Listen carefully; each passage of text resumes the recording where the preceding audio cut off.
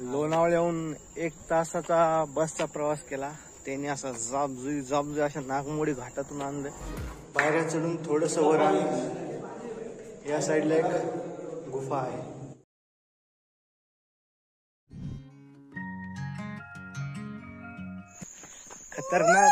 खतरनाक अनुभव आहे.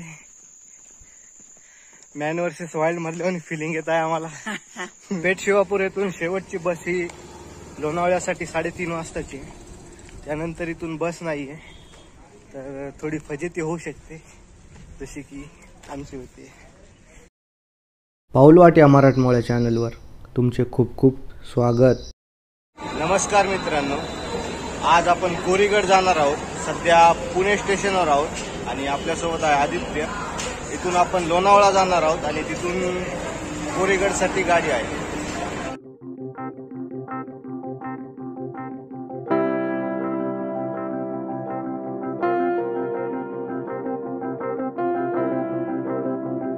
दीड तासाच्या प्रवासानंतर लोणावळा इथे आलेलो आहोत आणि इथून पुढे कुठे जायचंय रस्ता काही माहिती नाही. रस्ता शोधत आपल्याला पुढे जायचं. लोणावळ्याच्या बस स्थानकावर आम्ही बसची वाट बघत आहोत. जवळपास 1 तास झालेला आहे आणि अजून अर्धा 1 तास आम्हाला इथंच थांबायचं आहे. खरं सांगायचं तर लय बोर होईल. गाडीची वाट बघत काय गाडी काही यायच नाही. आज कुठं असते का? आता इथून 12:30 वाजता 1 वाजता तिथं पोहोचणार, घर चढणार. किती उशीर व्हायला. 12:30 वाजता आम्हाला इथून पुढची बस लागलेली आहे आणि आता इथून आम्ही पेठ शहापूर जात आहोत. हे किल्ल्याचं बेस विलेज आहे.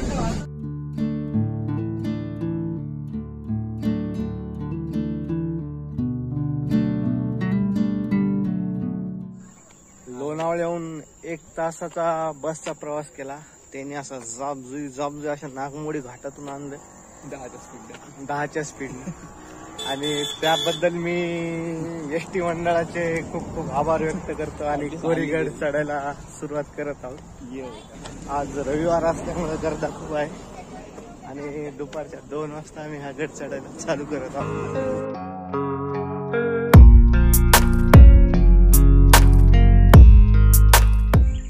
स्टार्टिंगला हा जंगल ट्रेक आहे आणि थोडं पुढे गेल्यावर पायऱ्या लागतात. ही जी पिवळ्या रंगाची फुलं दिसत आहेत, या फुलांना सोनकी असं म्हणतात आणि पावसाळा असल्यामुळे सोनकीचा बहर आहे.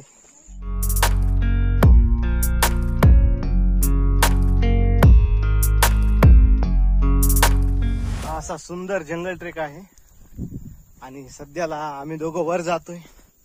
बाकी सगळे खाली येताना दिसत आहेत आम्हाला. जवळजवळ आम्ही आता 15-20 मिनिट झालं चालतोय. यावर आदित्यच्या प्रतिक्रिया जाणून घेऊ. ओपडधोबड रस्ता, निसर्गरम्य वातावरण आहे, थंडगार वारा आहे, पक्ष्यांचे किड्यांचे आवाज आहेत, भारी वाटायला. आणि आम्ही दोघंच आहेत.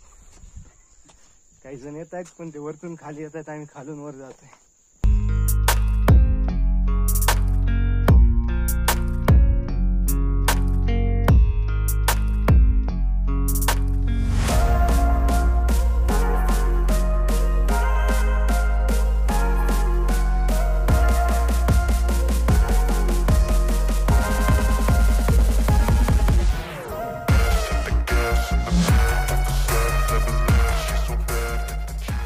या ठिकाणी बांबूचे झाड हे खूप मोठ्या प्रमाणात आहेत आणि रंगीबिरंगी फुलपाखरे ही खूप मोठ्या प्रमाणात आहेत. अजून सांगायचं झालं तर पावसाळा असल्यामुळे असा चिखल आहे आणि हिरवळ पण आहे. जवळजवळ आम्ही अर्धा तास झालं चालतोय. दम थोडा कमी लागलाय, जास्त काही नाही. थोडं थांबत जात आहोत आणि आवाज देतोय हे, ओय ओय भावा इकडे.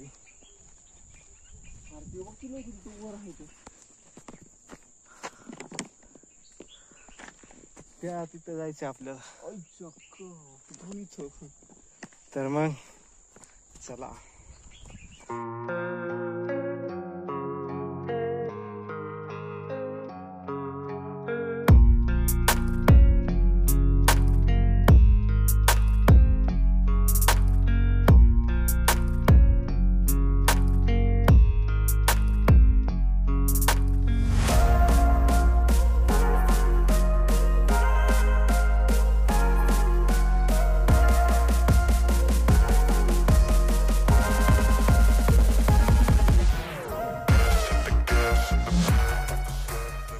जंगल ट्रेक संपलेला आहे आणि आता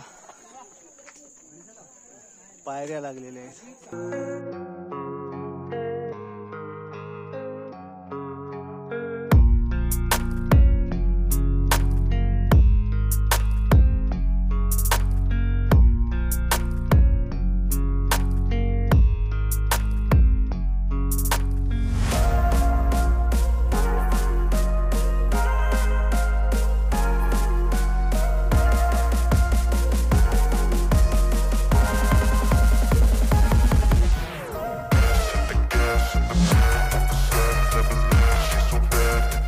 पायऱ्यावरून थोडंसं वर आल्यास या साईडला एक गुफा आहे आणि गुफेच्या समोर या साईडला अप्रतिम असं दृश्य दिसत आहे.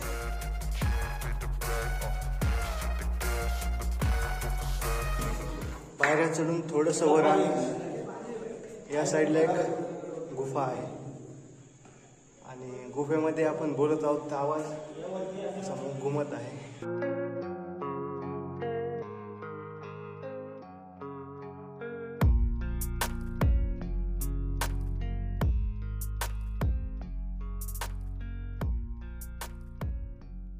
पाठीमागं पाहू शकता सुंदर असं दृश्य दिसत आहे आणि कंटिन्यू अर्धा तास झाला आम्ही चालतोय.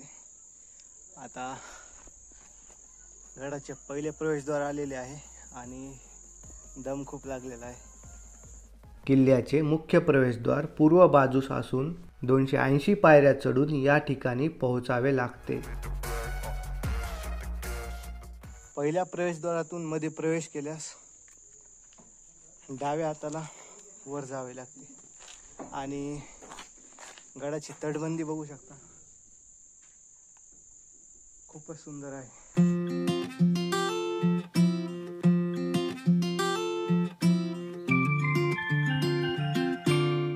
गडावर आलेलो आहोत आणि गडावर या बाजूला एक वास्तू आहे, त्याच्या पाठीमागे तलाव आहे आणि वर येण्यासाठी आम्हाला जवळपास 40 मिनिट लागलेले आहेत.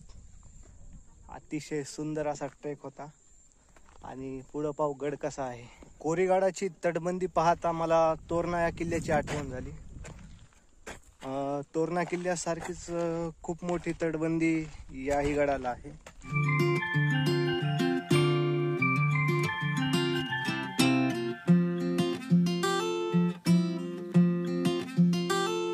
किल्ल्यावर कोराई देवीचे मंदिर व महादेवाचे मंदिर आहे. तसेच 2 पाण्याचे तलाव, वाड्याचे भग्न अवशेष व अनेक तोफा आहेत.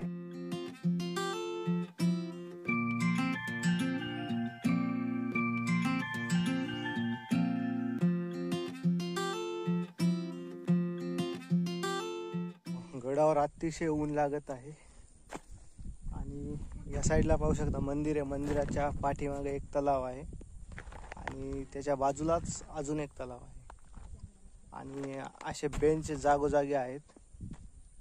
गड बऱ्यापैकी सुस्थितीमध्ये आहे. कोरीगड हा किल्ला पुणे जिल्ह्यातील मुळशी तालुक्यातील आंबवणे या गावी स्थित आहे. हा किल्ला महाराष्ट्र प्राचीन स्मारके, पुराण वस्तुशास्त्र विषयक स्थळे व अवशेष अधिनियम 1960 नुसार राज्य संरक्षित स्मारक म्हणून घोषित करण्यात आले आहे.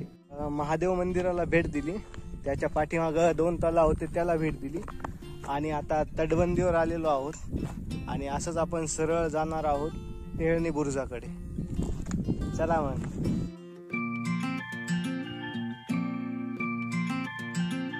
सह्याद्री पर्वत रांगेच्या पूर्वेस ज्या अनेक उपरांगा आहेत त्यापैकी एका डोंगर रांगेत एकट्या उभ्या असणाऱ्या डोंगरावर कोरीगडची बांधणी करण्यात आली आहे.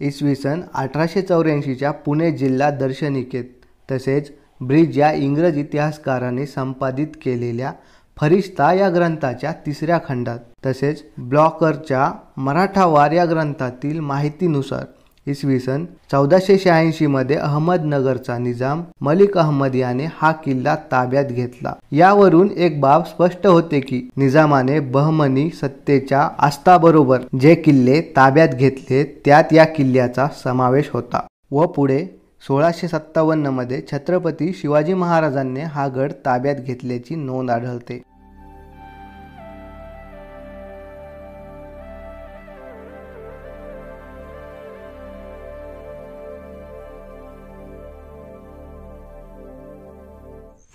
कोराई देवीच्या मंदिराला भेट दिली आणि तिथून आता कोराई देवी मंदिरच्या पाठीमागे एक तोफ आहे, ती तोफ पाहून आपण खाली निघणार आहोत। आणि आता सध्या 4 वाजलेले आहेत, खाली जाईपर्यंत 5 वाजतील।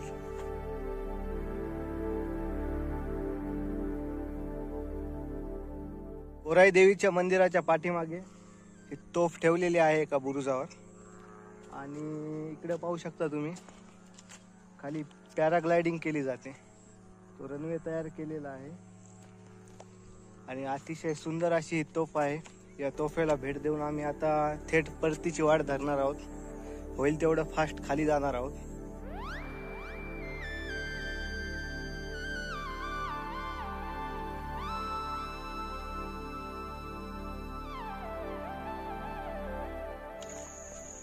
गड उतरायला चालू करून जवळजवळ 15 मिनिटं झालेले आहेत आणि आम्ही निम्म्याहून अधिक अंतर पार केलेले आहे। अतिशय वेगाने आम्ही गड उतरत आहोत आणि पायऱ्यांचा पॅच संपलेला आहे, जंगल ट्रेक लागलेला आहे। अतिशय वेगाने आम्ही खाली उतरत आहोत। आजूबाजूला कोणीच नाहीये बघा, सगळं जंगल आहे, पूर्ण जंगल आहे सामसूम आणि त्यामध्ये फक्त आम्ही 2च जण आहोत। खतरनाक अनुभव आहे। मॅन वर्सेस वाईल्ड मधल्यावर फिलिंग येत आहे आम्हाला। जवळजवळ 20-25 मिनिटात आम्ही गड उतार केलेला आहे आणि आता इथून आम्ही लोणावळा जात आहोत। पाहू कोणती गाडी भेटती काय, अजून काही माहिती नाही गाडी आहे का नाही ते पण। जर गाडी नसली तर थोडी फजिती होणार आहे। पेठ शिवापूर येथून शेवटची बस ही लोणावळ्यासाठी 3:30 वाजताची, त्यानंतर इथून बस नाहीये, तर थोडी फजिती होऊ शकते जशी की आमची होते। आणि हा व्हिडिओ तुम्हाला कसा वाटला कमेंट करून कळवायला विसरू नका। आवडला असेल तर लाईक, शेअर आणि चॅनलवर नवीन असेल तर सबस्क्राईब करून टाका। धन्यवाद।